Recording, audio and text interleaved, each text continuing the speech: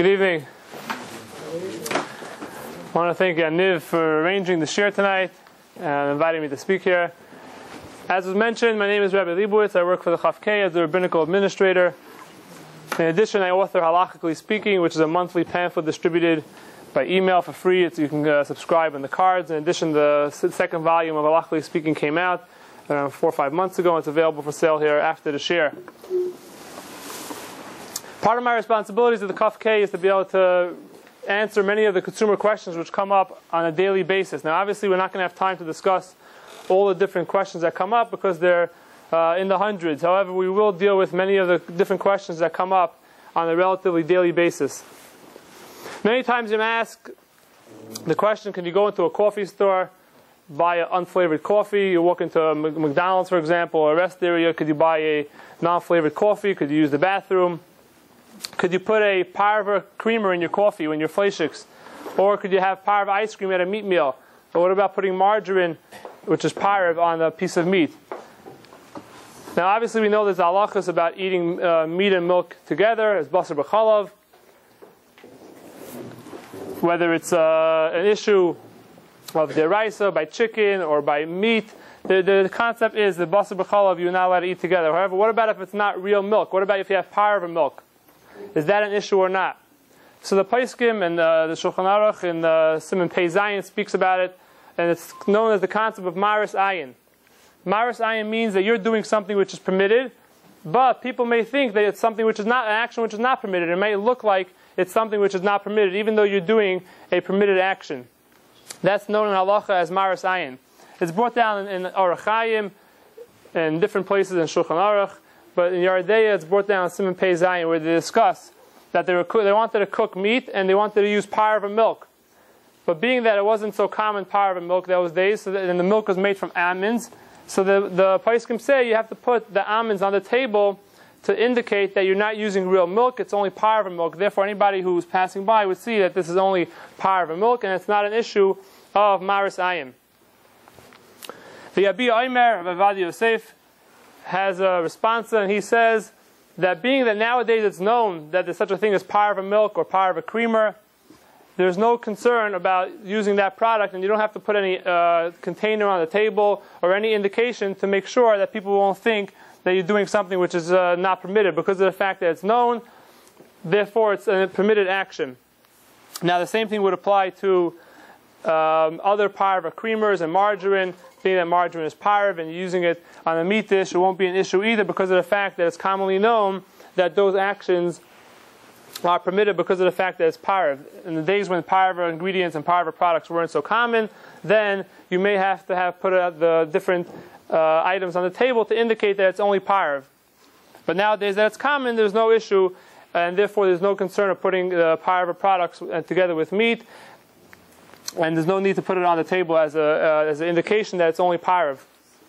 And it's pretty relevant nowadays, especially when you have the meat products, which are really parva meat products, and you have cheese products, which are parva cheese products. Nowadays, it's becoming more common to have the different meat products, which are not really meat, and therefore this issue of Maris Ayin comes up pretty frequently as well.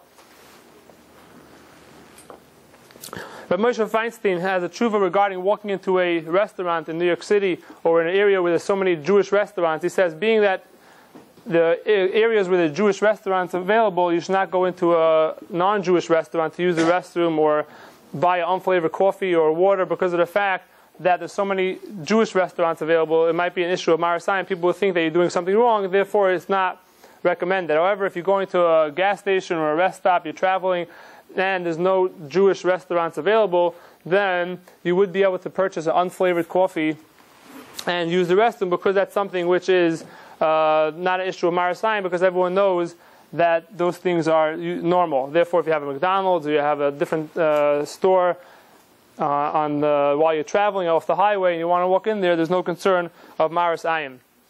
Now, once we're on the topic of coffee, coffee is known as something in the Kashrut world as a category 1, which means there's many items which don't require certification, and if you want to buy unflavored coffee, that is something which you can buy without any kosher certification because of the fact that the process is usually the same, the way they manufacture it, and therefore there's no problem of buying unflavored coffee. Now, we'll get to the different halachas regarding bishul akum, which means a non-Jew wouldn't be able to make products for you. In that case, coffee may be an issue because if they warm up the coffee for you, the non-Jew is making the product. However, Tosfos and Masechtas Avodah Zarah says something which is mostly water is not an issue about maris ayin, or rather bishul akum. And therefore, being that it's mostly water, it's not an issue of bishul akum, there's no issue of a non-Jew making coffee for you either. The Shulchan Aruch and Siman Kuf Yud Dalet says that you should not drink coffee with non-Jews. Therefore, if you're going to a Starbucks or you're going to other places and purchasing coffee, it would seem that you wouldn't be able to drink that in the store because of the fact that you're not allowed to drink other beverages with non-Jews.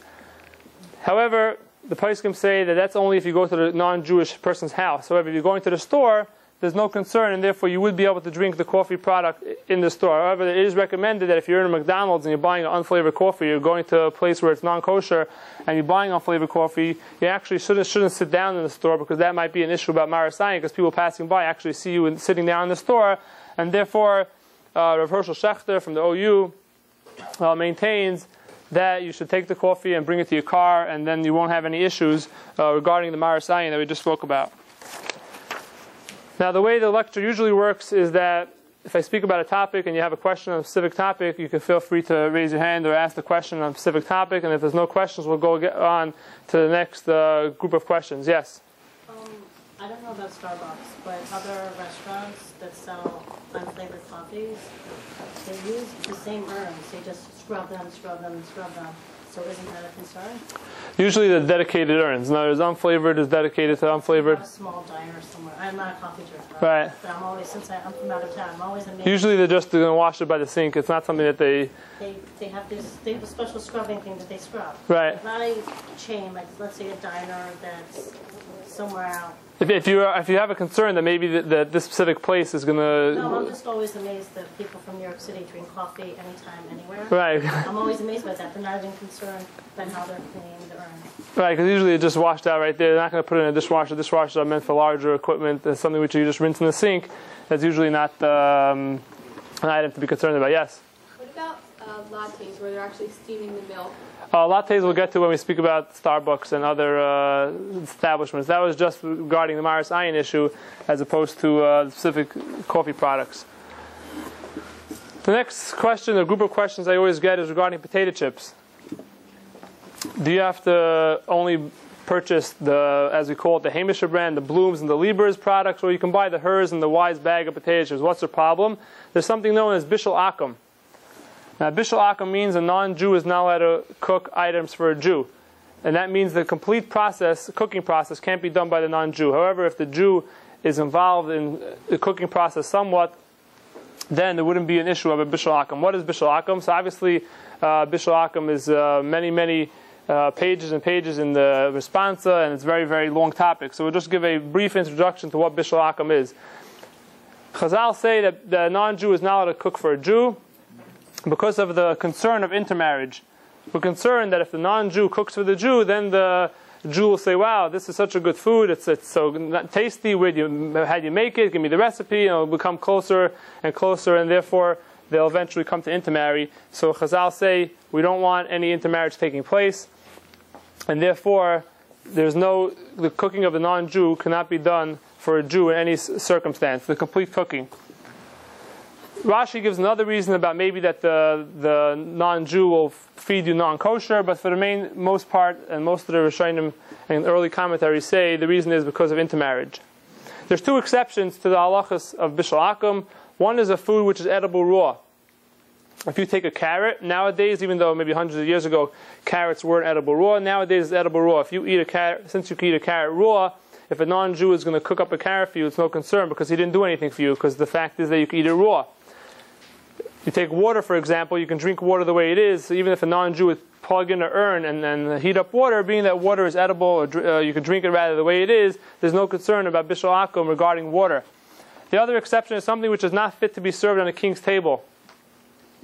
The Rambam says in order for it to be an issue of a bishul akum, it has to be something that you mazmin someone to love, something you invite somebody. If it's an important food, then you will invite him and there will be an issue of bishul akum. But something which is not an important food, there's no issue about bishul akum. Rabbi Yisrael Belsky Shlita from the OU and Tarvadas maintains that nowadays fit for a king's table means a smorgasbord. Anything which is fit to be served on a smorgasbord would be an issue about bishul akum. If you don't find it on a smorgasbord, then there's no concern regarding bishul akum. The Aruch HaShulchan and the Chachmas Adam speak about a potato. Is a potato something which is fit to be served on a king's table, which would be an issue about bishul akum, or it would not be something which is served on a king's table? The Aruch HaShulchan says potatoes are eaten by peasants and by poor people. It happens to be when the potato originated, many people thought it was poison, and people didn't eat it. Aruch HaShulchan says it was a peasant food, and since it was a peasant food, it's not something fit to be served on a king's table. So according to him, if a non-Jew cooks a potato, there would be no issue of a Jew eating it. However, the Chachmas Adam says that a potato is an important food and it's a chashav item, and therefore, if the non-Jew would cook a potato, it would be an issue regarding bishul akum, according to the Chachmas Adam. I don't think the Chachmas Adam and the Aruch HaShulchan are disputing. I just think that they're talking about in their times. The Aruch HaShulchan is talking about in his times where it wasn't an important food, and the Chachmas Adam is talking about in his times where it was an important food. According to that, we might have a problem with potato chips. Now, I can tell you for one thing that these large companies don't have Jewish people sitting there and lighting the fires every single day. And if they don't light the fires, then that's considered bishul akum.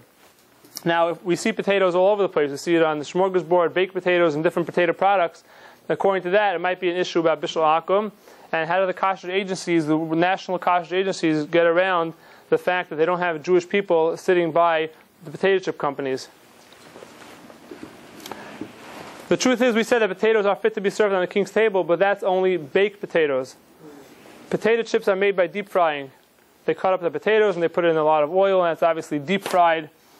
And the poskim say that being that a deep fried item is not found to be served on a shulchan malachim, you don't find deep fried potato items on a smorgasbord. That being the case, there is no concern of bishul akum regarding potato chips, and therefore, if Hers and Wise and all these different national brands want to make potato chips, there's no need for the Jewish person to sit there and light the fire because of the fact that it's not an important food.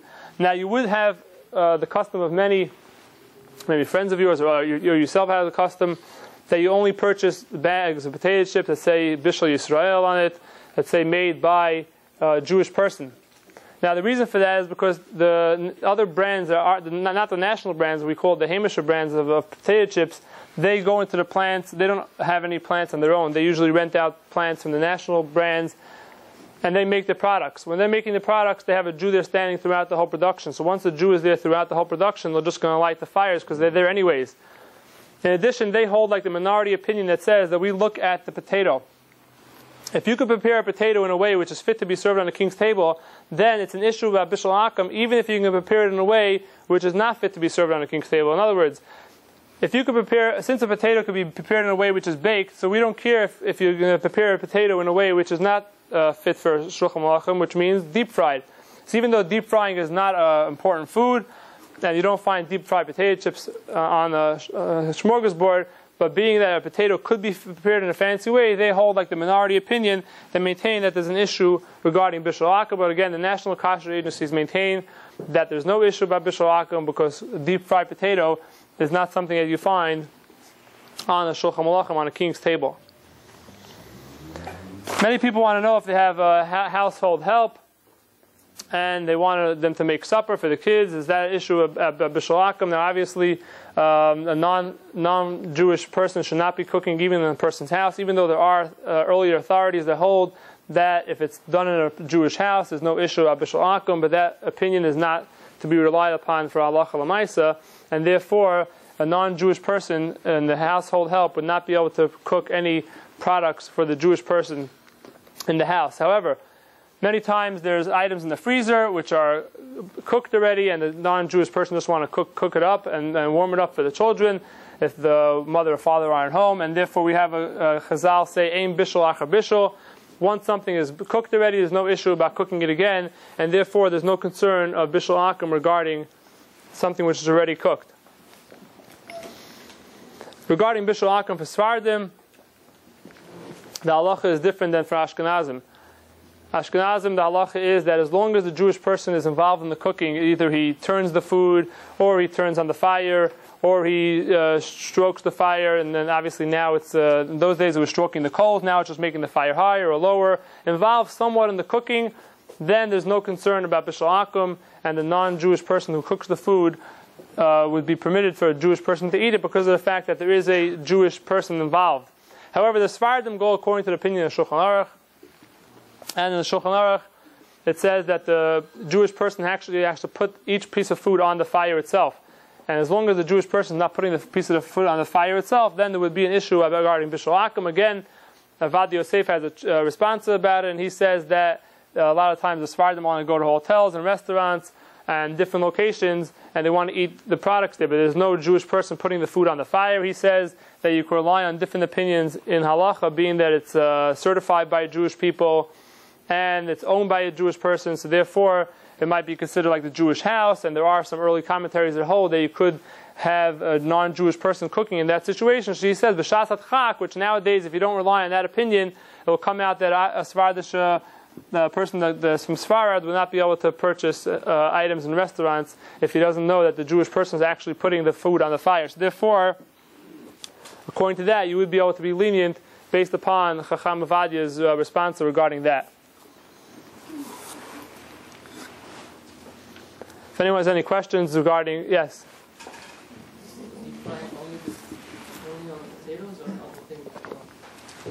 Other things as well.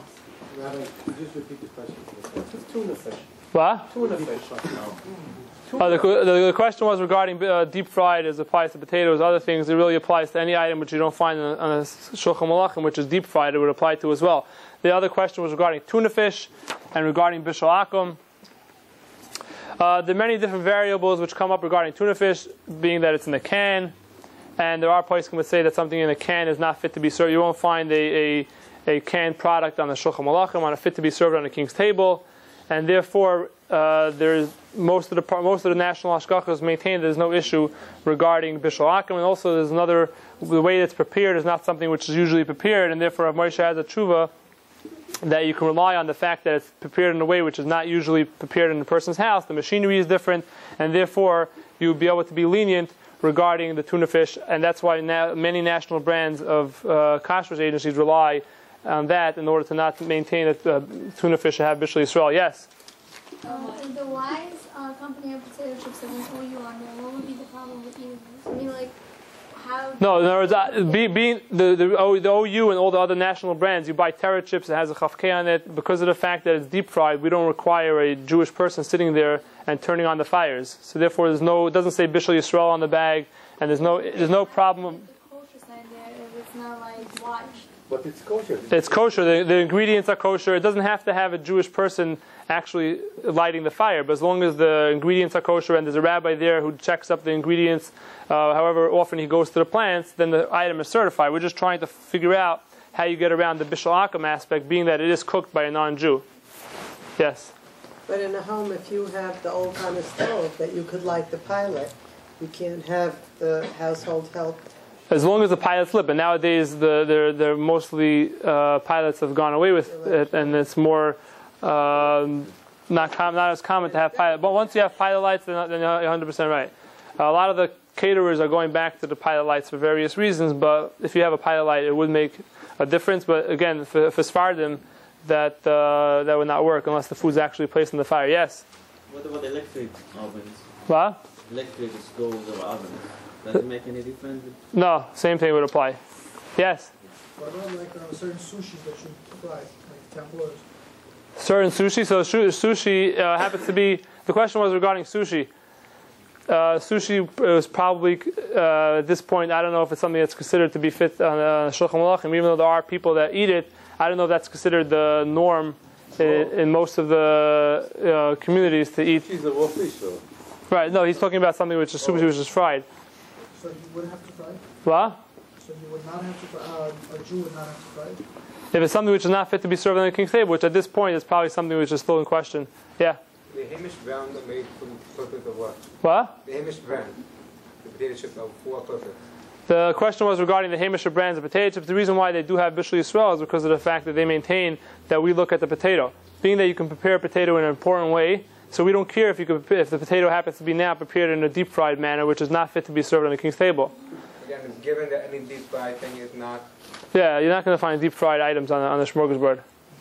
And therefore there's no concern about Bishul Akum. But the Hamish brands hold that being that you do find potatoes, which is important, like a baked potato. So even if it's prepared in a non-important way, the Chavkei, the OU, all the national shkachas are not choishes for bishul akum and potato chips. So the Hamish brands mean like Blooms, Liebers, the more of a Hamish product as opposed to the national ashkacha. Yes? I have two questions. One, the deep frying that include the French fries, also steak fries. What? When you say deep frying, so even like French fries, steak fries, whatever it is, the French fries, it doesn't matter like the cooking food. It all depends on if that item happens to be found on a Shulchan Malachim, on a king's table or not. So I have a question for somebody else. I don't know if you probably can answer it, but I need to know. I was in Israel and I saw the Mouthwash. There's a sign in a store that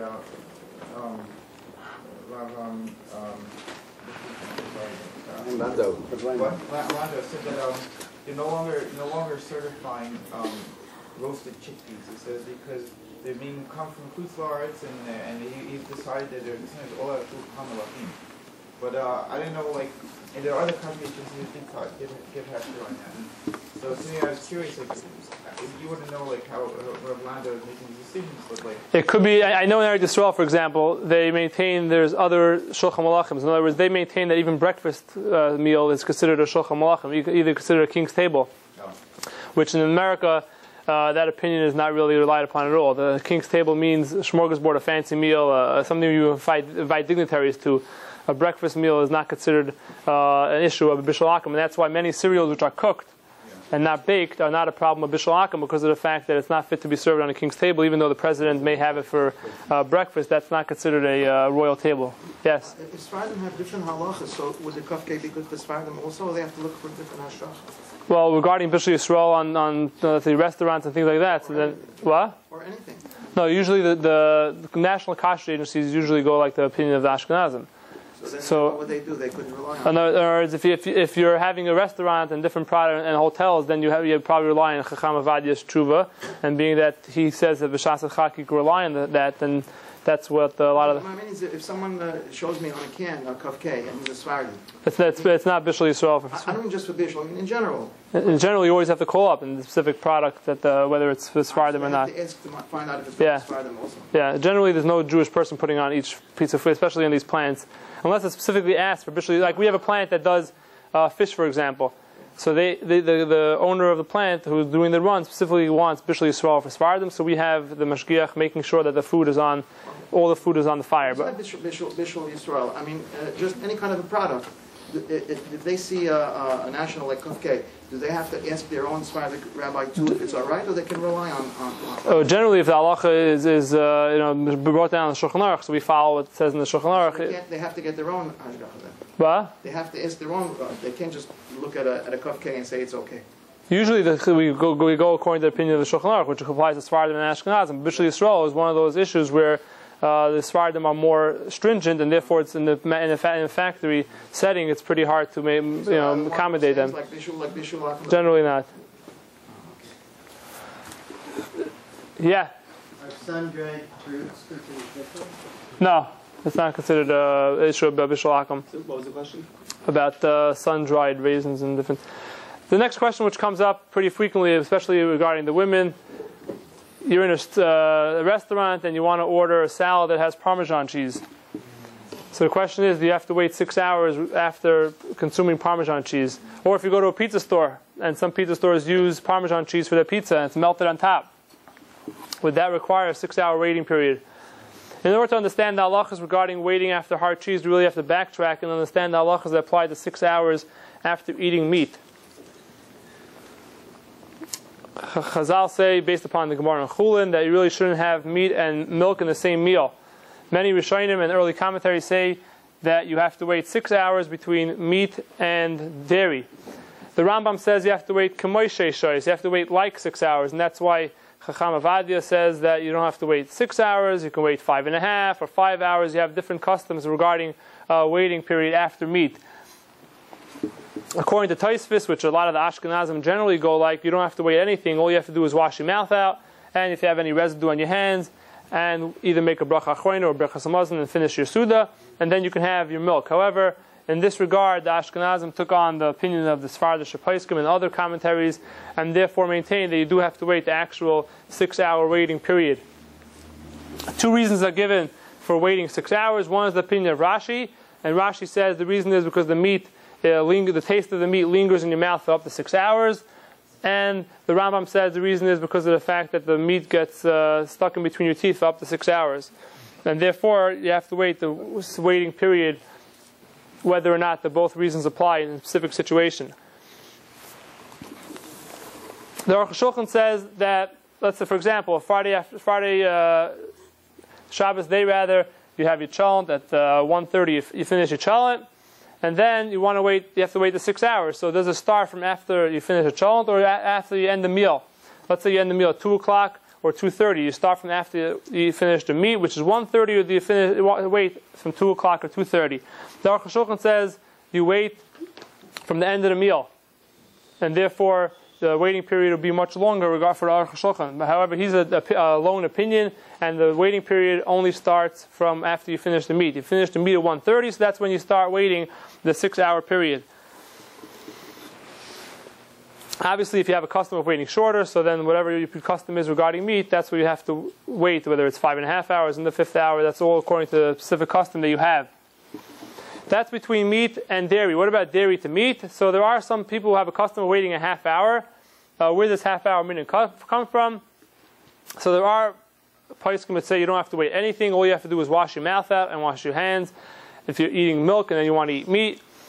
And the Shach and Simon Pei Test bring down the Zohar that says you have to wait an hour. So the question is, where the opinion of half hour come from?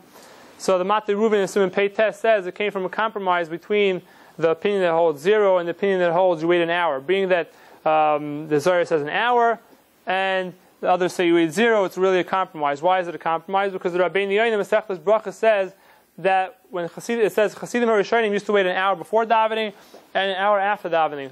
And in Hebrew, an hour is a shah. The Rabbeinu Yonim there says that it doesn't really mean an hour, it means like an hour. So being that when the Chazal say shah, which means hour in Hebrew, it means like an hour, and there are poskim who say you wait 0, therefore it's a compromise between 0 and an hour, and the custom is to wait a half hour after milk. Now, if you don't have a custom before hearing this, you don't have to start accepting new customs upon yourself. It's just to explain why the half hour custom exists. Now, regarding hard cheese, which for the most part nowadays is Parmesan cheese, and it says aged from on the bottle either 6 months and above, that would be the same reason why you have to wait after meat would be the reason why you have to wait after hard cheese, because of the fact that it lingers in your mouth, and therefore the Parmesan cheese that you consume would have a waiting period of 6 hours, or whatever your custom is to wait regarding meat.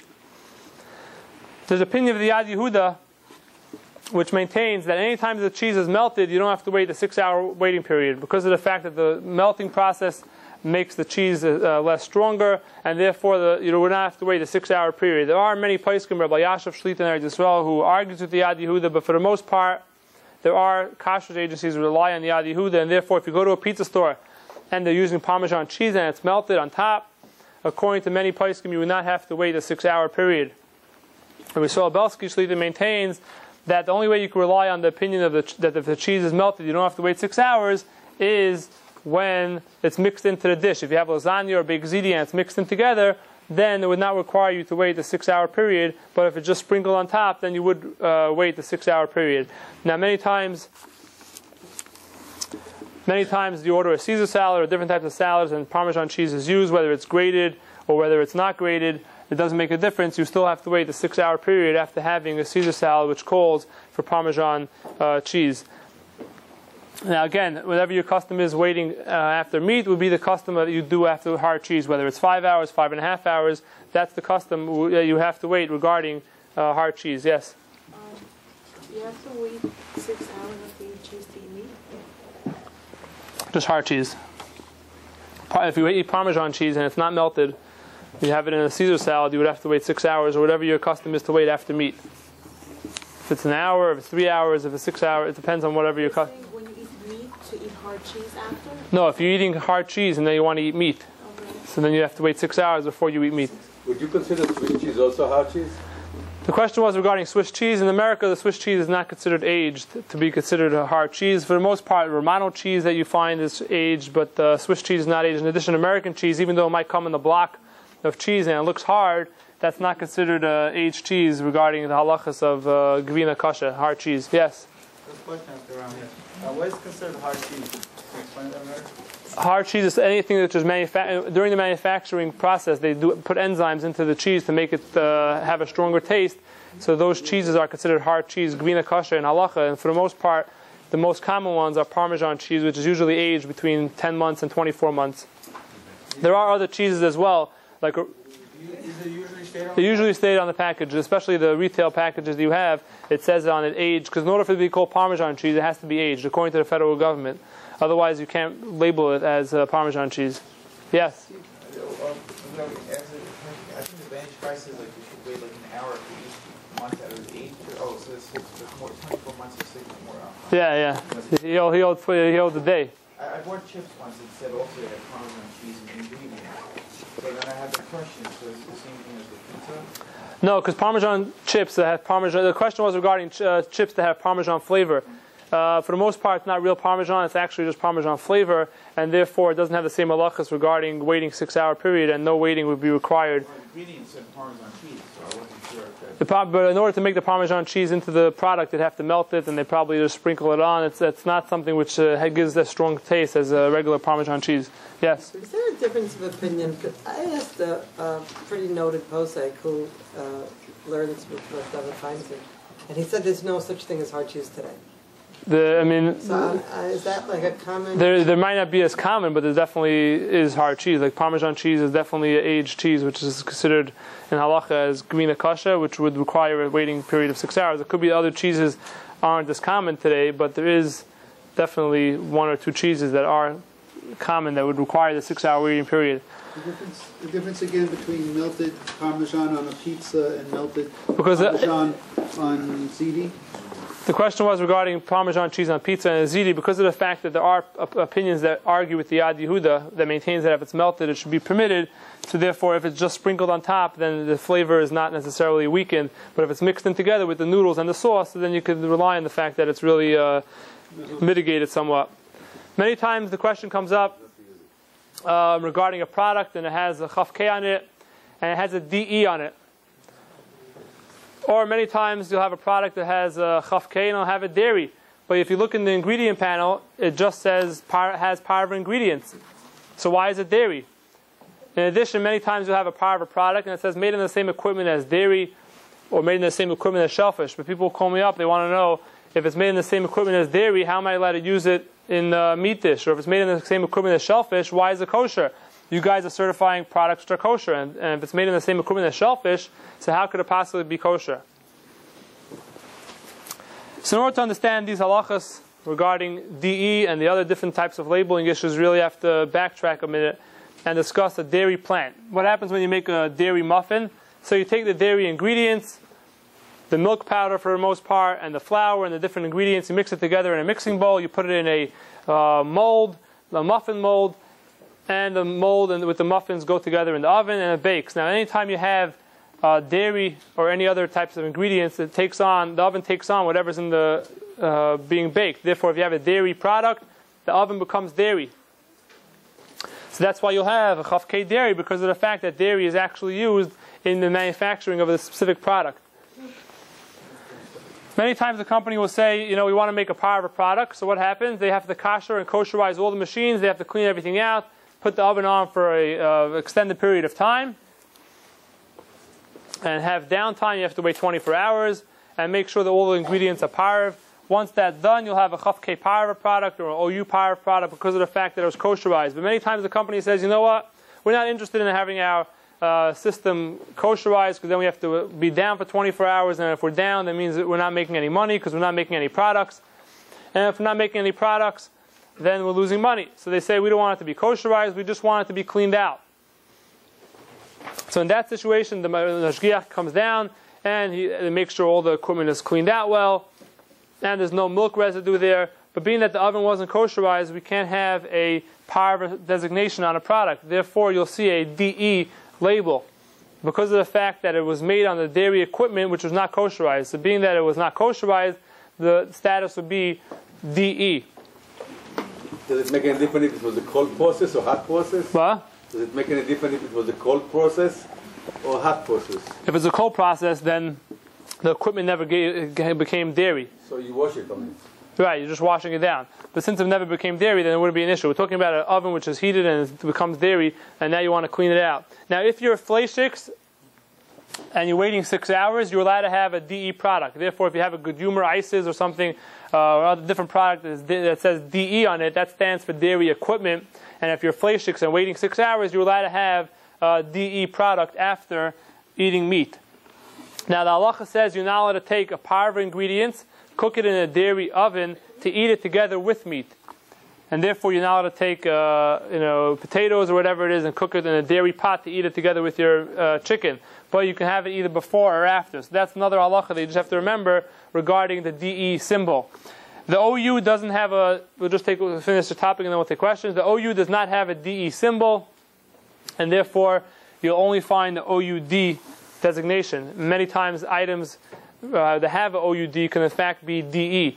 Many reasons are given for why they don't use a DE symbol. One reason is because of the fact they're not sure that the consumers know that a DE symbol, you're not allowed to eat it together with meat. They'll think you can eat it together with meat. They don't know that you can only eat it before or after, so they're concerned that the consumers may get confused. In addition, there's so many different symbols that they have that they don't want to confuse the manufacturer with another label, symbol, and therefore they do not have a DE symbol. However, there are a few products, there are probably many products, but there are a few products that are common that are actually dairy equipment, even though it says OU on there. One of the products that are pretty common are Oreos cookies. Oreos original products, that not the double crunch or triple crunch, the M&M flavors, the gold packaging. The original packaging of Oreos is dairy equipment, and therefore you're allowed to have that product after meat, and there's no concern regarding that specific product. In addition, Snyder's of Hanover sourdough pretzels, unseasoned cinnamon toast crunch, Luden's candies, Aunt Jemima's pancake syrup, Captain Crunch, the regular cereal is all DE and does not have the status of actual dairy. Now, regarding DE, now that you know that Oreos cookies are dairy equipment, so there's a discussion regarding Chalav Stam, which we'll get to a little later, whether someone's makpid and concerned only to have Chalav Yisrael, how would that affect consuming a DE product? We'll get to that a little later on. Just getting back to some of the labeling issues. Many times you'll have a product that says Chafkei dairy and it's all parva ingredients. What's the reason for that? Because of the fact that the Mashgiach went down there and he says that you want to make this product parva, but there's residue of dairy on the machine and on the machinery. And since there's residue of dairy on the machinery, therefore the product would be dairy because there's actually residue left. Regarding the question we had, why does it say made in the same equipment as dairy? That's because the FDA maintains that if there's parts per million of dairy on a machine, even though the halacha, if it's parts per million, it's batal, it's nullified, and there's no concern, but being that the FDA requires it for allergen purposes, it has to be on the label, and that's why you'll have made in the same equipment as shellfish, made in the same equipment as dairy, but the item is actually parva or whatever any other designation is on the label. So that's why many women call up and they say they have onions or different products which are parva, and it says made in the same equipment as dairy, or may contain traces of dairy. That's all for allergen purposes. I wouldn't suggest somebody who is allergic to dairy to consume it, but for halacha, that item is considered parv and has no effect on what it says regarding the dairy status because of the fact that it's nullified many times over regarding the halacha. In addition, many times you'll have a product which has natural flavors. So you might think, hey, what could be wrong with the product? It has only parva ingredients and it has natural flavors, so therefore there's no problem and there's no reason why it should say dairy. Why, in fact, does it say dairy? The answer to that is because there are many items which say natural, which could be dairy. In other words, hydrolyzed vegetable protein is an example that could be dairy, and many natural flavors are dairy. Natural can mean coming from milk, could be coming from anything which is natural, and they either chemically derive it or any other method to maintain the natural product. So therefore, if it says natural flavors, it's a red flag regarding dairy ingredients because of the fact that natural flavors can come from a dairy source. And regarding kosher in general, many times people will say, why can't I just read the label? It says sweet potatoes and water. We know sweet potatoes is mutter, is permitted. It's only a sweet potato, and we know water is fine. However, the FDA doesn't require you to say how the product is cooked. And obviously, if it's cooked on the same equipment as non-kosher, and they don't address any bishul akum issue, so obviously you just can't look at the label and maintain that all the ingredients on the label are certified, because what could be wrong with just sweet potatoes and water? In addition, we're getting back to natural flavors. Anytime there's natural flavors, it can either come from natural bugs. For example, crushed beetles are considered a natural item. In addition, natural ingredients come from cats. So therefore, anytime it says natural flavors, it's a red flag, and therefore, you would not be able to just assume that it's certified. It used to be that years ago, everyone knew that there's meat and then there's dairy. But nowadays, you can actually have a natural meat-flavored product, which is parv, and a natural cheddar cheese-flavored product, which is parv as well. So therefore, obviously the flavor industry, which is a multi-billion-dollar industry, is trying to make make it more palatable, and therefore they'll come up with any type of flavor in order to make sure that it meets the customer's demands. Yeah. Yeah, the OU DE products are Snyder's of Hanover sourdough pretzels, Cinnamon Toast Crunch cereal, Luden's candies, Oreos original cookies, Aunt Jemima's pancake syrup, and Captain Crunch regular cereal. Yes. My understanding is how they're grown for a non-kosher animal. Once it makes them gelatin, it's kosher. There are opinions who maintain that, but for the most part, the major contemporary opinions do not rely on that opinion alone, and therefore, even if it's dried out to the fact that it's, as the Chazal say, eitz ba'alma, that would not apply to gelatin and other such items. Would crushed pickles be in the same category? What? There are opinions and literature and responsa on the topic. It's called carmine.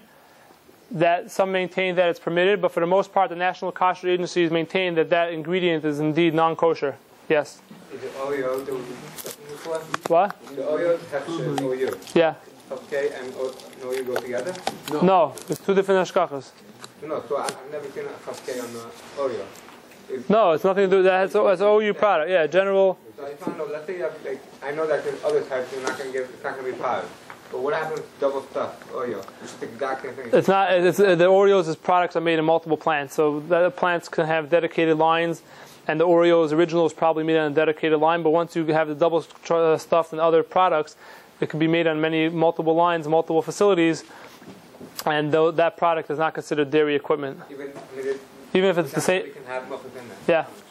So the formulas could be different. Maybe the manufacturing line is not dedicated, so it's made on the same line, and there might be actual milk residue on the equipment. Yeah. Well, I was wondering if there's dairy on it. There could be there's other natural flavors in there that would make it. The red one that everyone. I can give you the OU's number regarding OU products. The number is 212-613-8241. So if you have any questions specifically regarding the OU, they will be able to answer the specifics on those type of products. Yes? Isn't it a problem if you're going to, let's say the Oreos, you said that they're actually clogged, right? They're dairy equipment, they're not power. Dairy equipment, right? Yeah. You should eat that. But isn't it going to be a problem, it's like modern science, people are going to think you could eat it, and they're like, or they're going to think I'm doing something wrong. No, hopefully people will do enough research and they'll. I've never heard about it, and it's more common nowadays. So a lot of people are hearing about it now, so it's not something which is uncommon. Yes.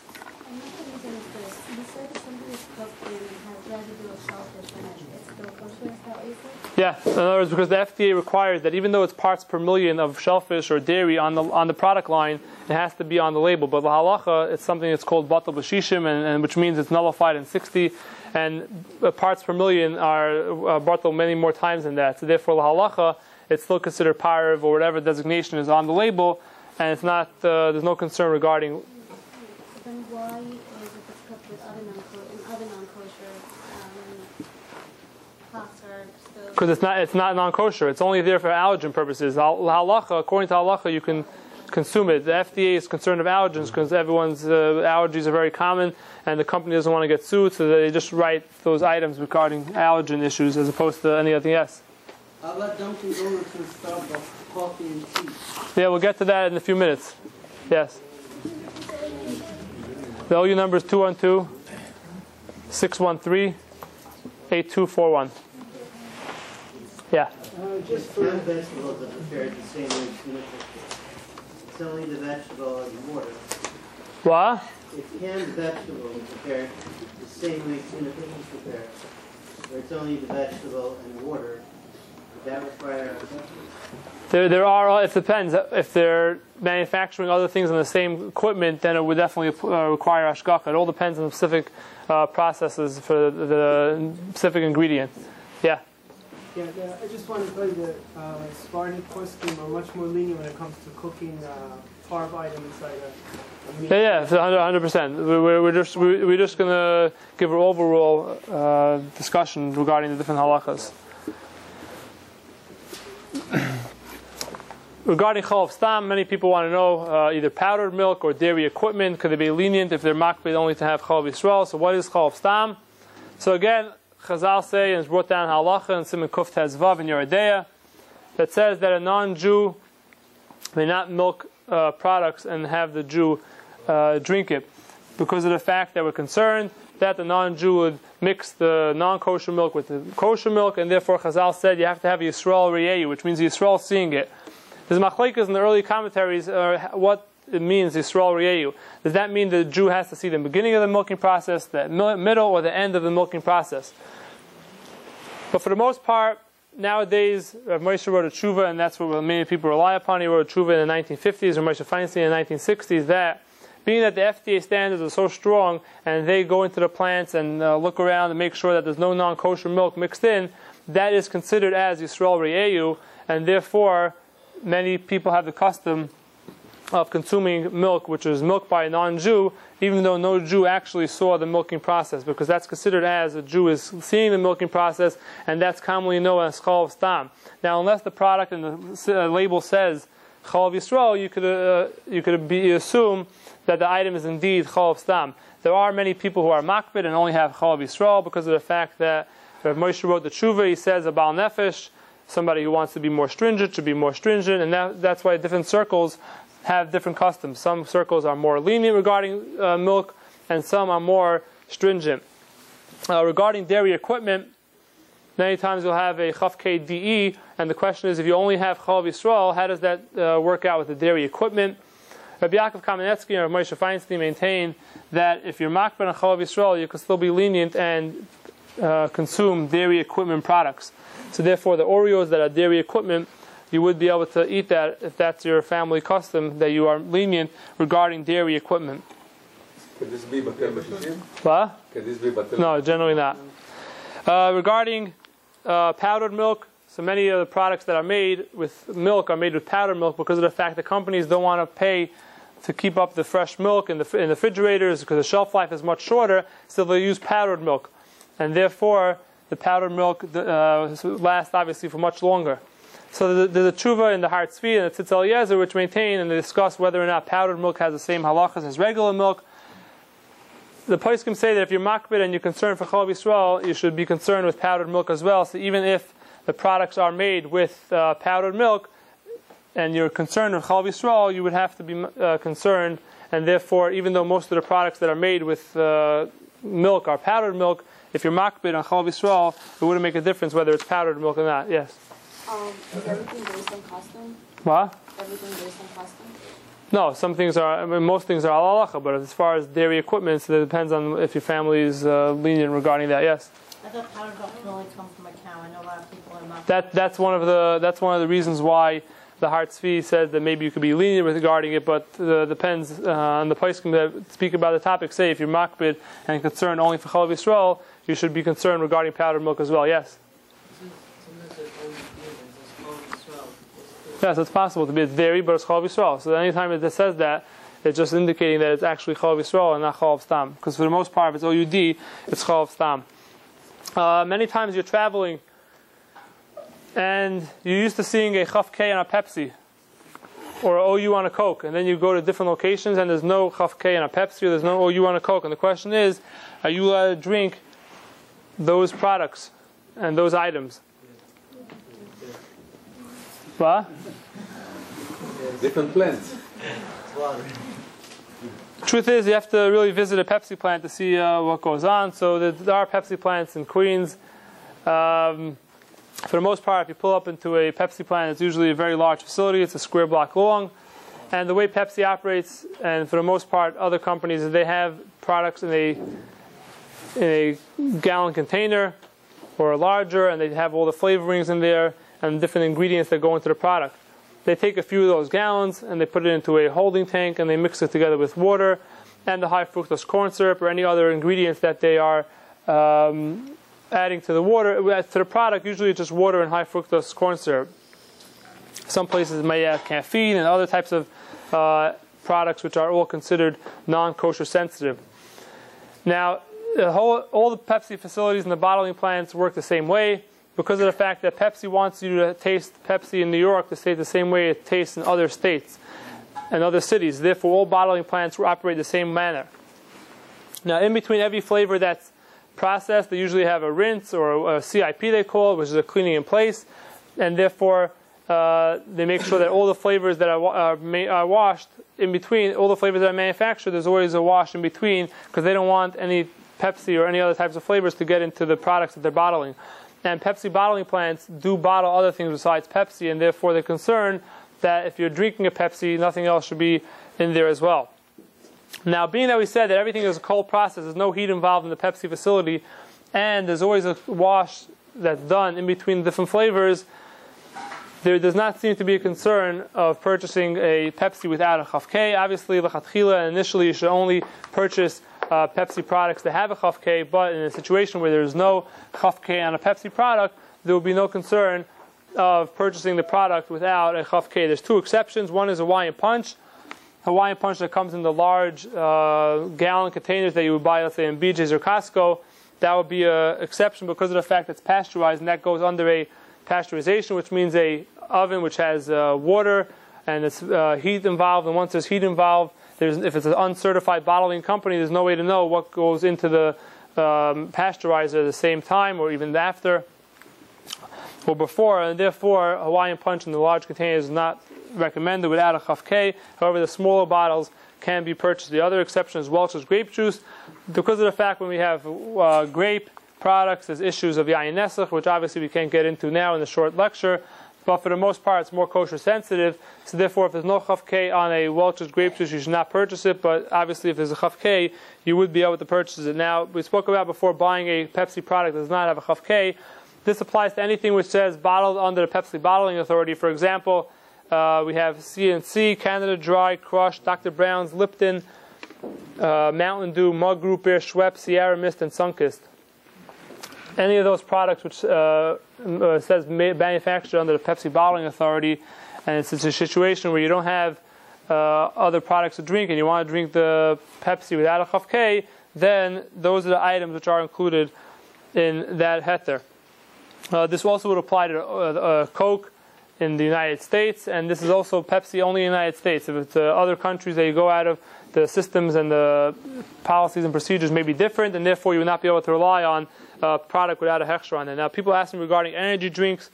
Now, Red Bull, the regular and the diet, is recommended by a CRC in Chicago. However, Monster drink is not certified kosher, and many of the other energy drinks are not certified kosher, and therefore you should be better to just go with the old age custom of just drinking regular coffee than having all these energy drinks which have alcohol and caffeine. And I think a lot of them were recalled due to the fact that it put many people in the hospital, and I believe even someone died because of it. So you really have to be careful in general what you take into your mouth. Yes? Seltzer need a hashgacha? No, regular plain seltzer does not need. Flavored seltzer? Flavored seltzer should, because flavors can be, once you get the flavors. I mean, I was in the flavor company the other day.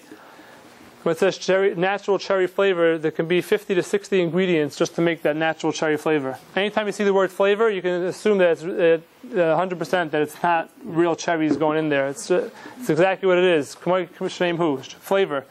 It's all flavors, and therefore when you get the flavors, it's always red flags. Yes? Yeah, so I understand you're saying that if you can get a cupcake can of soda, then you should get that. But if you can't, like Coke and Pepsi, then it's fine. Right. What's the difference? There are many bottling companies which are under the Chaf-K, but many times you go to different places, different states, they don't have hashgacha on bottling companies. Pepsi does not have it. Therefore, since Pepsi is made in the same way all over, there's no concern if you're in a situation where you don't have a Chaf-K on the product. Yes? How about Arizona? I once bought Arizona. It had no OU, but usually in Arizona it has an OU.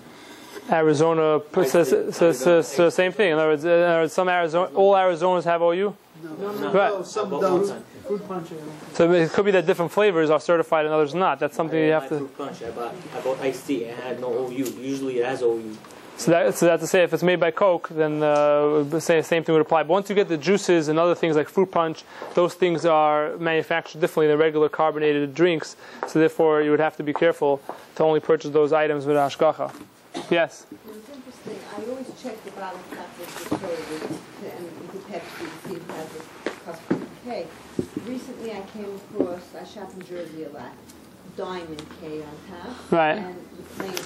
Which, yeah, the plain K we'll get to soon. But as far as the Diamond K, that's a very good question. Because of the fact that Pepsi has many bottling facilities in different states, that specific product is under the Diamond K because it's based out of Massachusetts. So that's why you would find different hashgachas on Pepsi, because of the fact that the Chaf-K only has a number of bottling facilities in the New York area, and other hashgachas, in Diamond K specifically, is in Massachusetts, and that hashgacha is reliable for that. I don't believe they have too many other hashgachas that they supervise, but that regarding the Pepsi products, that would be able to be purchased. Yes. Go to the local supermarkets here, like Walbound. You often see just a plain K on the Pepsi. Yeah, so plain K would be the same thing as no hashgacha altogether. Yeah, and being that it's a situation where the Kashrut agency, is not on the product, then that would be fine. Yes. What is plain K? Not reliable at all? Plain K generally is not reliable, being that you don't necessarily. Well, we're going to get to that in probably 5 minutes. But on a Pepsi, it's okay. Yeah. It's as if it's a regular Pepsi. Yeah. Mott's apple juice or Ocean Spray cranberry. Mott's apple juice has okay. That's one of the hashgachas which you're better off just discussing with your Rav. If that's an item where you should eat or not eat. It's one of the larger hashgachas. It's not a national. It's not a largest. Not the top 5. It's one of those hashgachas which depends on everyone's personal Rav. Yes. Is 5-hour energy drink kosher? I believe so. I believe it's not kosher, actually. What if a person wants to do it for energy purposes? What? A person wants to do it for energy purposes. Energy purposes, if it's not, there could be glycerin in there, which is not kosher. There could be other flavors. Stay awake throughout the day. What? You're right. I personally don't drink any of these coffee and energy drinks, and I don't have any problem staying up. You really have to. It's better than coffee. That's easy. That's not a. In order to stay up during the day, is not a heter to just consume items without seeing whether or not they're kosher certified. Yes. That's what somebody asked regarding that. It's better off to just ask your Rav regarding your local rabbi regarding that. Yes. is Red Bull kosher? What? Or Red Bull? Red Bull, the regular and the diet is recommended. In other words, if you want to purchase that item, it's fine, but the Red Bull shots is not recommended. Yes? Is there any difference for a person who keeps Chalav Yisrael when you're traveling to a remote place where it's hard to get? Yeah, halachically, if you're in a far location and you cannot get Chalav Yisrael, there's no problems of having Chalav Stam. Yeah. It happens to be milk is considered an item which is kosher. Usually in the United States. Yeah. There are tshuvas written about whether Rabbi Moishe's heter of milk that's the FDA, monitors it, does that apply to other countries? Like there's tshuvas in Haggas of Moshe Sternbach, and other tshuvas regarding South America and other countries, if that would apply. But for the most part, it's something. No. Regular milk, as long as it's regular milk and not any flavored and strawberry flavored, other types of flavorings added, regular milk is all fine. Just two side questions. Number one, bread. And then bread didn't require hashgacha. What about today? Bread definitely does require hashgachas. Bread today is made with could be made with animal ingredients and emulsifiers and different dough conditioners, which are all ingredients to make the dough a little lighter or make the final product, and it's definitely considered a kosher sensitive item, and therefore you should require hashgacha. Yes. But it seems that the DMC that I've never seen Kashrut. If it's a Pepsi product, is it kosher? If it's what? If it's a Pepsi product, does that mean it's kosher? Yeah, in other words, if it's a new product that just came out, it's always good to call Chaf-K to see whether or not that item is certified kosher. just to make sure that that is one of the items which are certified, and then you can know whether you have to be concerned regarding the status of that. Yes? Regarding gum. What? Regarding gum. Yeah. Chewing gum. Yeah. People say that it doesn't have to be kosher because it's not real gelatin and it's not real. What's the story? The question was regarding gum. It's on page 20. I'm up to page 11, but we'll answer it now because we're probably not going to get to page 20 anyways. Regarding gum, there is the opinion of a rabbi in Lakewood which maintains that gum does not have to be kosher certified because of the fact that it's a gum base and you don't swallow the gum base, and therefore he maintains that gum does not need a kosher what? Even if it's flavored. However, his opinion is not to be relied upon halacha l'maisa. Even though he says it, it's very nice that he maintains that, but no other person agrees with him, and it's something which is not relied upon by the normative halacha. Especially that there's hundreds of gums which are certified kosher. It's definitely recommended to only purchase the certified gums. You are swallowing the flavors, you are swallowing the different juices that are in the gum. Even though you're not swallowing the gum base, there are kosher sensitive ingredients in the gum, and therefore that's not something you should be purchasing without hashgacha. Even though there might be different. The same thing would apply to Wrigley's. I want to tell you that there's 1,063 hashgachas out there in the world. There's 1,063. Lately, there's 1,064th, and you see it on all the items. It stands for EEI. Anybody knows what EEI stands for? EEI stands for everybody eats it. Everybody eats the gum, everybody eats the Wrigley's, everybody eats the cotton candy, the popcorn, the fish, everybody eats it. So if everyone eats it, it must be good. It's not true. Everybody eats it is not a hechsher, it doesn't apply, it's not on any of the foods, it's not the 1,064th hashgacha, there's still only 1,063. Everybody eats it is not a heter, it's just to consume whatever you want. Popcorn specifically, if you go to entertainment venues, people have asked me, you can buy popcorn. Popcorn is kernels and they don't need hashgacha. However, if it's made in oil, it's not the regular just kernels that you're eating in your mouth. Obviously, it has to be popped in oil, and oil can be made from animals, animal fat you can be in the oil, and therefore, popcorn is not something which you can purchase without an hashgacha. Yes? What if you go to a movie theater and you ask if the popcorn is kosher and they say yes, but... That's a good question, but being that the popcorn could be kosher, but that's only today. You don't know what was in the popcorn machine the day before, which oil they used. You don't know what was in the popcorn machine an hour before you came to the movie theater to see whether, if it was kosher product or not. What if it's air popped and not air popped without oil? Air pops, then if you know there's no other flavors and ingredients in there, but how do you know that they're using the same? In other words, if that machine is only meant for air pop, then you may have a way out, but most of the time it's not that way. Yes. What about toothpaste and mouthwash, since you don't swallow it? Toothpaste and mouthwash. Okay, so we'll discuss that also. That's on page 18. We're getting onto things later on, but no problem. Toothpaste and mouthwash. The halacha is really stated in the Taz, and Simon Tzaddik Ches, and Yaredeya. He says that you should not take an Isder Abanan and just swoosh it around in your mouth, which means that since you're not swallowing it, there might not be so much of a concern. Rabbi Yisrael Belsky maintains that you're not allowed to take products and just swoosh it around in your mouth, and even though you're spitting it out. There are many achronim also that maintain that you should not take non-kosher, even though you're not swallowing it. Regarding mouthwash, mouthwash is made with glycerin. And glycerin could be from animal fats or could be from kosher sources. It's a commodity, so therefore anything which is cheaper they'll use. If the kosher variety is cheaper, they'll use the kosher variety, and if the non-kosher variety is cheaper, they'll use that. That being the case that there's non-kosher ingredients in the mouthwash, there are many poskim that say you should not use mouthwash that has glycerin in there. Other poskim say that being that it's inedible, you're not eating it, it's not meant to be eaten, there's no concern with using mouthwash that has glycerin in there. So therefore, again, this is really something that applies to your personal preference. There are obviously many toothpaste out there that have glycerin. Many even that don't have glycerin have natural flavors or other flavors in there, which could be non-kosher. But being that you do have opinions that hold that it's not edible, so if you want to continue using the mouthwash without hashgacha, you have to rely upon. However, there are many people in different circles that only use mouthwash, which has a OU or a different certifying agency on the mouthwash. It happens to be Tom's of Maine, which is based in Maine, obviously has kosher mouthwash, but has no OU on there, and that's the one I personally use, and it's not really so much of a difference between the scope and the Listerine regarding the taste. But again, people are accustomed to having the glycerin and the scope. The good taste in the scope and the Listerine that you're tasting is actually the tarfus, is actually the glycerin that makes it taste good. So therefore, if someone wants to be more careful and only purchase the mouthwash with hashgacha, you have hashgacha mouthwash on the market. But again, if you want to be lenient, you have again who to rely upon.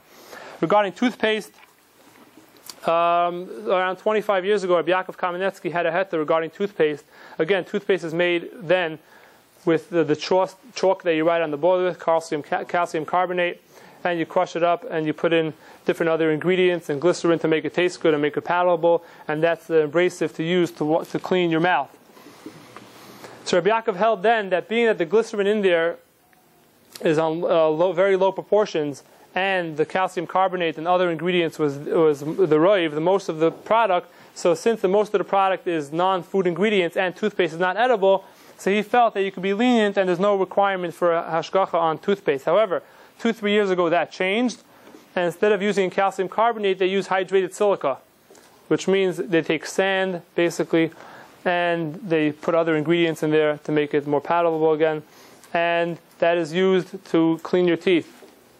Now, the glycerin levels are much higher than it was years ago, and therefore Rabbi Yaakov's heter fell off because of the fact that glycerin is a food item, and now most of the ingredients in toothpaste is actually a food item. So Rabbi Yisrael Belsky again maintains that being that Rabbi Yaakov's heter fell off, you should only purchase toothpaste with hashgacha because of the fact that you're putting non-kosher in your mouth, even though you're just going to spit it out and it's not going to be digested.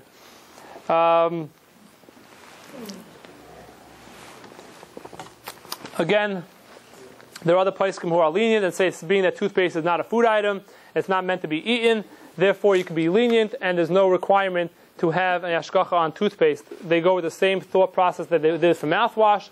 This applies to toothpaste as well. Again, Pesach, everyone's machmer, and they have Adwi toothpaste and the different brands because of the fact that Pesach, they only want to have hashgacha on there. And it happens to be Tom Zamein, again, has toothpaste with has OU on it.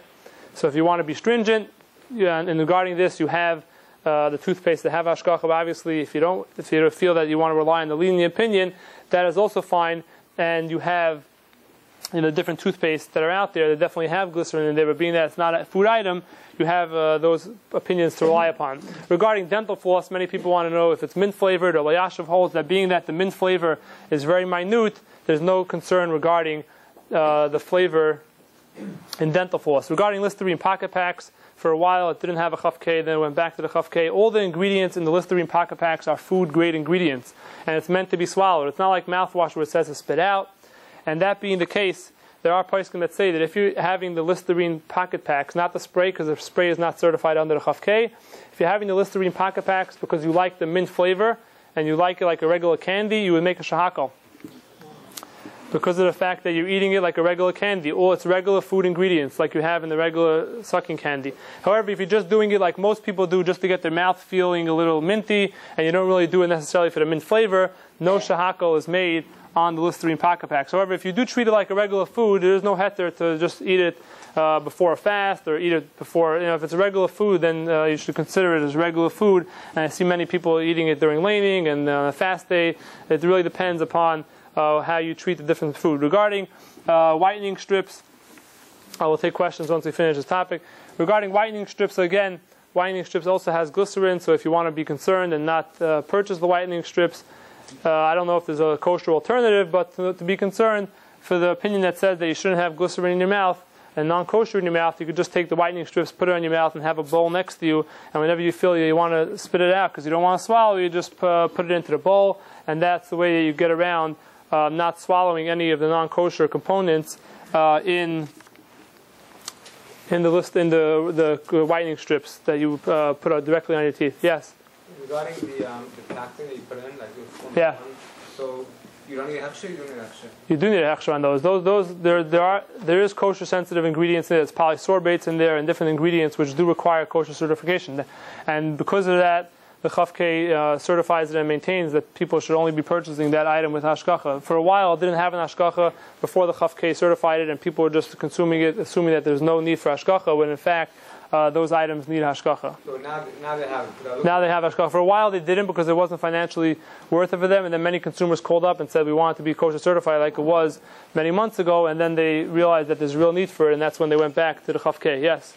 Okay, so let's say I made some mistake with dairy with meat, like a dish. Do I have to go and make a mikvah to make a hechsher on it, like from the beginning?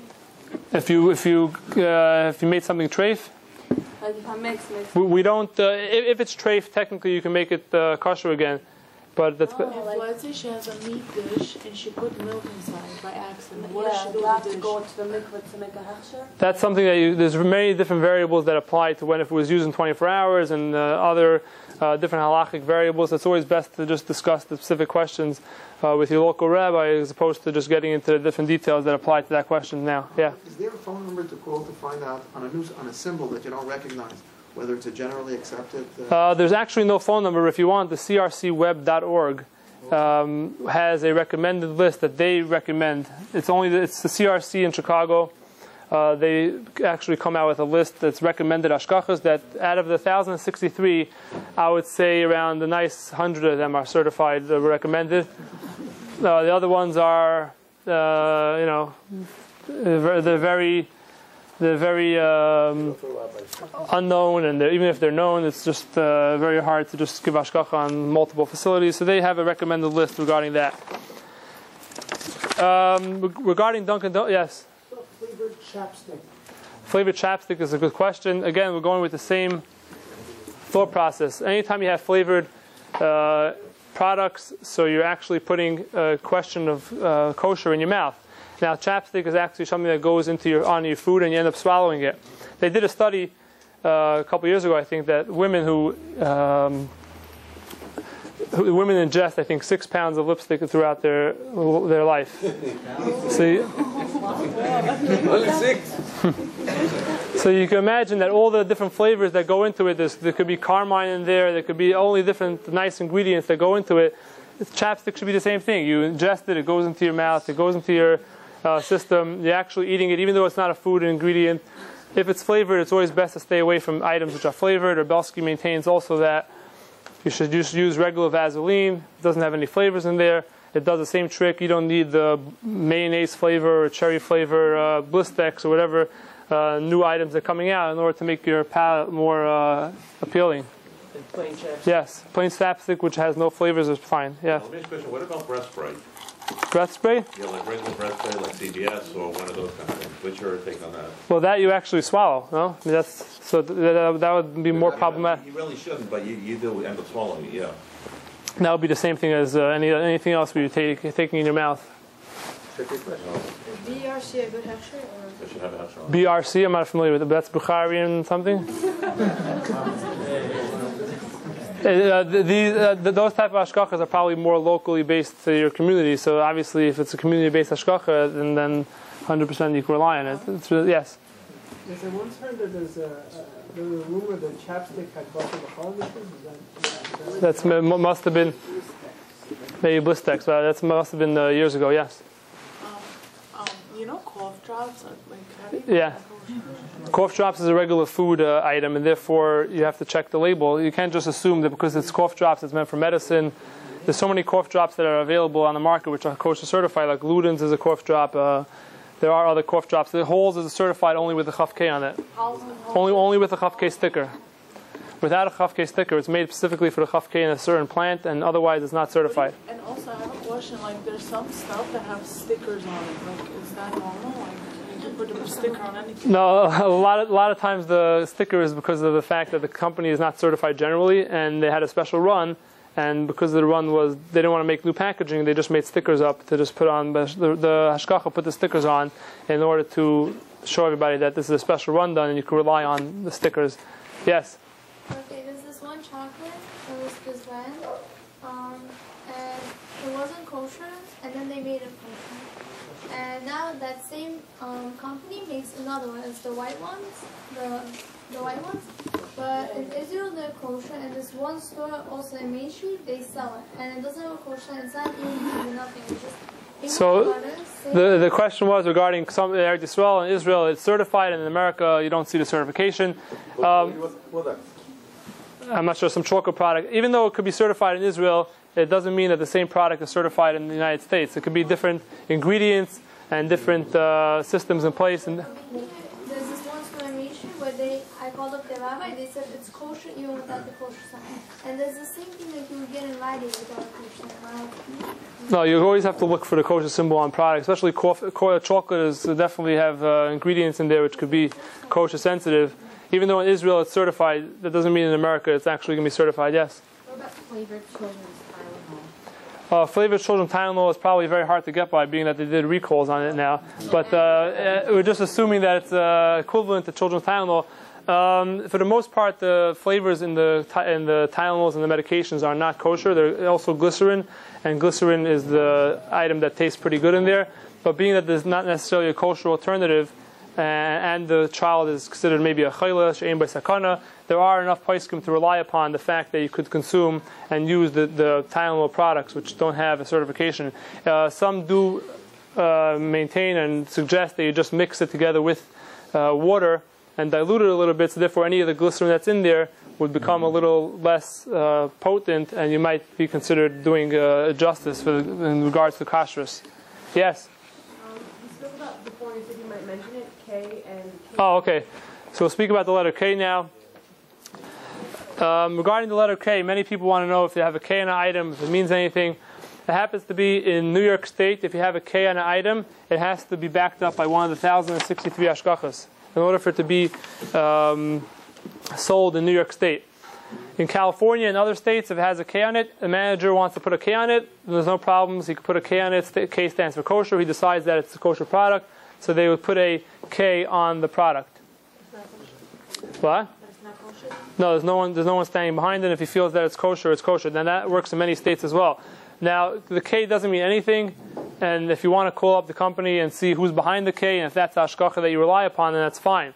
One of the very common items which has a K on it is Kellogg's products, Kellogg's cereals, and different products. Kellogg's doesn't want to have a kosher symbol on the label. That's up to them. That's their own discretion.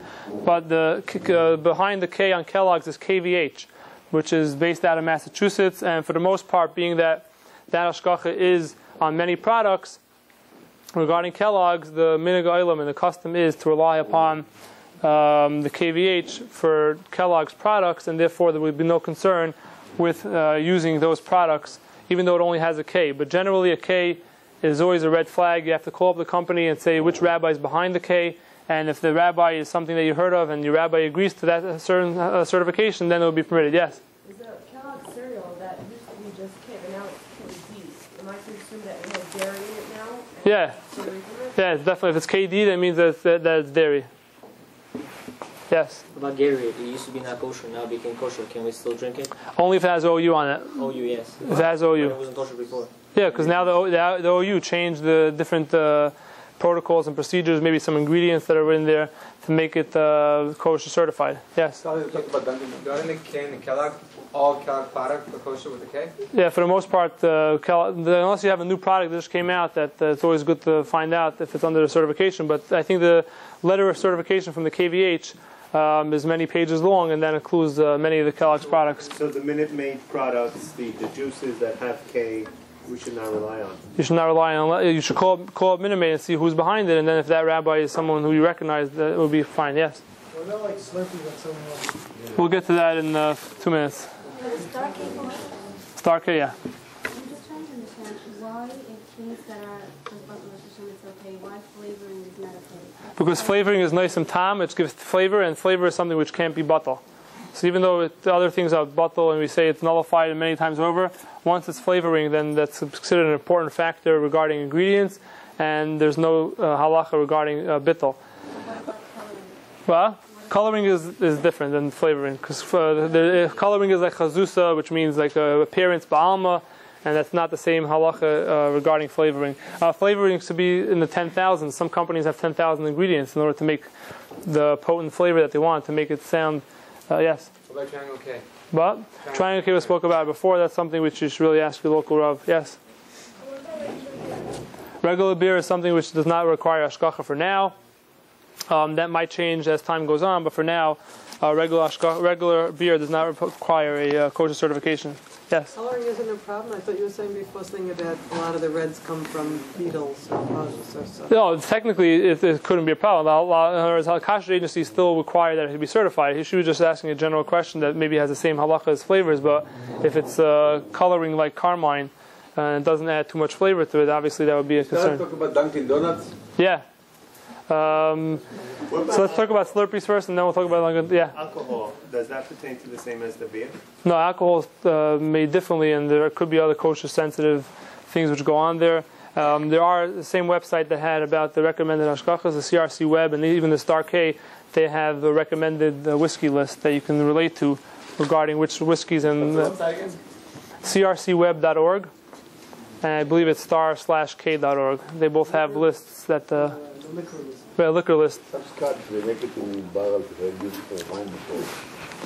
Regarding Slurpees, maybe we'll talk about one or two other things, and then we'll take questions. Regarding Slurpees, many people want to know if they go to a 7-Eleven and purchase Slurpees, is there any concern regarding that? Well, Slurpees works the same way as regular sodas, and once we spoke about regular sodas before, that applies to fountain soda as well. Being that the syrup is just a syrup, and they just add the water and the carbon dioxide in the facility, there's no concern about Pepsi. So therefore, if you're going to a store and you're buying a fountain soda, you can buy Pepsi because of the fact that Pepsi is certified. Regarding Slurpees, so that again, they don't do anything at the actual 7-Eleven. In addition, there are around 3 or 4 flavors which are not certified from Slurpees. Everything else is certified kosher. In between the flavors, they do a wash, and everything is cold. Being that everything is cold and there's a wash between every flavor, if you know that the flavor that you're getting out of the spout is kosher certified, the CRC in Chicago did research in the 7-Elevens, and they maintain that you would be able to purchase a Slurpee as long as you know that the Slurpee, again, is coming out of the machine, is this kosher certified one, and not the ones which are not certified. If you want to have a list of, again, which Slurpees are certified, so the Star K has a list of the Slurpees which are certified and those which are not certified. Yes? How about slushies? Slushies, it only applies to 7-Eleven. Like the Wawas and different places that have other Slurpees, and the protocols and procedures might be different. Regarding Dunkin' Donuts, yeah? When you mentioned beer before, is Kemach Yoshan applied to Kemach Yoshan? Does it apply to beverages? The Yoshan happens to be a topic which is a very large topic, and maybe if you want to come over after, we can discuss regarding that. It's not something which could be discussed on regular achas, as they say. Regarding Dunkin' Donuts, so many people want to know if they can go to a Dunkin' Donuts which is not certified and purchase donuts there, because they heard that the donuts are certified and donuts are donuts. So the halacha l'maisa is that the way Dunkin' Donuts works is the following. Dunkin' Donuts works is that the owner of the store has a Dunkin' Donuts store, and they have an off-site satellite bakery where they deep fry the donuts and they manufacture other things in there as well.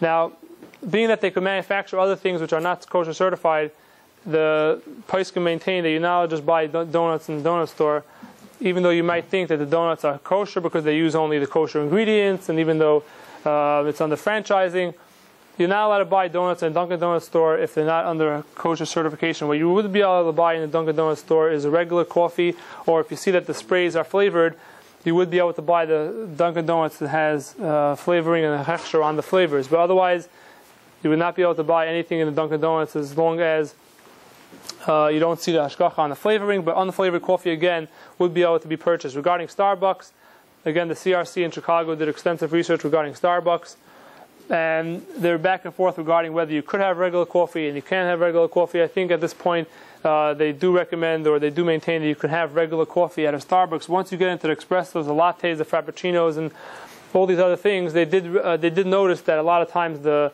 cloths which is used to clean some of the non-kosher components in the stores were used to wipe the espresso machines and different Starbucks, and a lot of times they wash it in different dishwashers, and because of that, they maintain that you should not be buying your frappuccinos and your lattes and other things at Starbucks without really looking into the store and maintaining how the cleaning procedures are done and what in fact is used in the specific stores. Yes? How about the ice cream truck? Ice cream and ice cream truck. That's a good question. We'll discuss that in 2 minutes. Yeah? The Baskin Robbins? It used to be at the supervision, that Baskin Robbins. I think the hashgachas that are given on Dunkin' Donuts are only given on the Dunkin' Donuts. I don't believe that they're given on the Baskin Robbins. Even though the Baskin Robbins products are all under the KVH, which we spoke about before, but it doesn't mean that you could just purchase items from there because of the fact that they're non-certified Dunkin' Donuts. There could be components in there which are not certified from the KVH. Rather, there could be components in the Baskin Robbins, even though they're under the KVH, that are not certified. So therefore, just because they are under the KVH doesn't mean you could just purchase those things, items in the store. Regarding ice cream trucks, which was asked before, actually 2 years ago I was with my wife in Cedarhurst Park, and they had an ice cream truck with a Chaf K on it. So I said, there's no way that the Chaf K certifies a moving target. Said that one day they'll go to a supermarket in the 5 towns. I think there's Brock's in the 5 towns. So they'll buy a ice cream with a Chaf K on it or a different base, and they'll put it in their ice cream mix, and they'll certify and they'll give ice cream to their people in the park, the Jewish people, the day before, the day after. We don't know what goes on there, and therefore they can serve non-kosher ice cream. In addition, they'll say, "Oh, look, there's a Chaf K on the novelty cones. Do you know that the cones are actually novelty? Who knows what's in the box? The cones could be very kosher sensitive, and therefore there's no way to know exactly what's in the box, whether it's actually the cones. In addition, the sprinkles are very kosher sensitive. There can be artificial flavors in there, which happens to be may not be kosher sensitive, but there are other ingredients in there, which could be oils and things like that, which are not just free of any kosher concerns. And they'll show you the box that says it's all kosher product. There's no way to trust them, and therefore I told the women there that they bought the ice cream for the children. I said, it's not kosher certified, it's not under the Chaf K. They all threw out the ice cream, and they were saying, oh, we're buying it for a long time, we didn't know. Any soft ice cream from an ice cream truck was not certified. Any soft ice cream from an ice cream truck should not be purchased. Now, we're not talking about in the summer when there's a lot of ice cream trucks that go around to the colonies or different locations that have a Jewish person on the truck and it has hashgach on there. Obviously, you can buy those. We're talking about trucks driven by non-Jews and roaming around the areas. You would not be able to purchase any soft ice cream from there. You would be able to purchase ice cream which is packaged and has a hashgach on there. That's no concern. In addition, Carvels, a lot of times people say, oh, Carvel's under the Chaf K, so if I go to venues of entertainment and they have Chaf K on the Carvel, so maybe I could purchase it here also. The Carvel stores are under Chaf K. Once they take it out of the stores and they start bringing it to other locations and opening up the packages, they can do whatever they want to do there. And the Chaf K does not stand behind those items. So therefore, especially the inclusions many times, if it's not certified under the Chaf K, it could be non-kosher. And therefore, even though it might be certified under the Chaf K in the specific stores, it does not mean that it's kosher certified in the other venues of entertainment. Now, obviously, there's much more to discuss regarding kashrus. There's actually hundreds of different questions and topics which come up. But being that it's late, we're going to end here. Now, everyone that has any questions regarding different topics that come up, or which weren't addressed now, I'll just give out my phone number if you want to call me in the different questions that come up. The number is 718-744-4360. In addition, Volume 7 of Halachically Speaking is starting in January, which is the pamphlets that I author. And we're going to go discuss the different halachas that apply to Bishul Akum over the next 5 and 6 months. In addition, the website, thehalacha.com, it's all free. You can download the different articles that I've written over the last 6-7 years on different topics of halacha. Furthermore, the Sfarim, Halachically Speaking, Volume 2 is available for purchase for $20. The Volume 1 is not available anymore. It was sold out around a year and a half ago. Again, I thank you for listening. Have a wonderful evening.